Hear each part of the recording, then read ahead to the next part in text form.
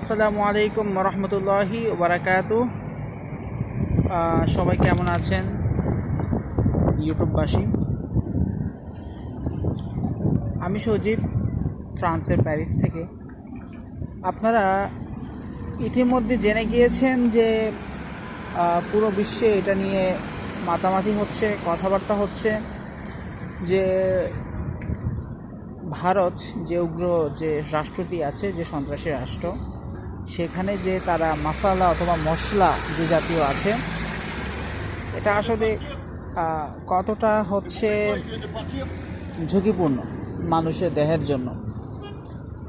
এ সমস্ত জিনিস কেউ যদি নিয়মিত মানে খাবার খায় অথবা নিয়মিত খাবার দ্রব্যে ব্যবহার করে, সেক্ষেত্রে ক্যান্সার হওয়ার ঝুঁকি, ক্যান্সার বলেই দিছে তো ইউরোপীয় ইউনিয়ন সহ আমেরিকান এগুলা, যে এখানে আপনার আমেরিকা মানে এটা রিপোর্ট করলো, দেখলাম এখানে ক্যান্সার সৃষ্টি হয় এগুলা খাদ্যর মাধ্যমে। ওরা গোবর পর্যন্ত ছিল। আচ্ছা যাক, মানুষ বুঝে না বুঝে, শুনে না শুনে খাইছে, ঠিক আছে। যারা হিন্দুত্ববাদী বা উগ্র জঙ্গিরা আছে তারা তো এটা খাবেই, তারা এটা পুণ্যের কাজ মনে করে, এটা তাদের ধর্মীয় বিষয় আছে, ঠিক আছে, এটা মানা যায়। ক্যান্সার হবে এইটা জেনে কেউ খাবে? ভাই আপনিই বলেন, আপনারাই বলেন। একটা রাষ্ট্রকে মানে বিজেপির যে সভাপতি আছে নরেন্দ্র মোদী, ওর নাম মনে হয়, পুরো ভারতবর্ষকে ধ্বংস করে দিচ্ছে।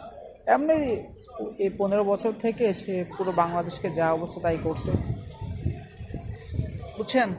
তো এগুলো শুনে আসলে মাঝে মধ্যে খারাপ লাগে যে প্রতিবেশী একটা দেশের অবস্থা, আবার মাঝে মধ্যে হাসিও পায়।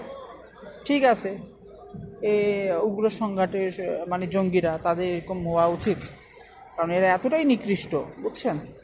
এরা মানুষকে কীভাবে, ওই আমাদের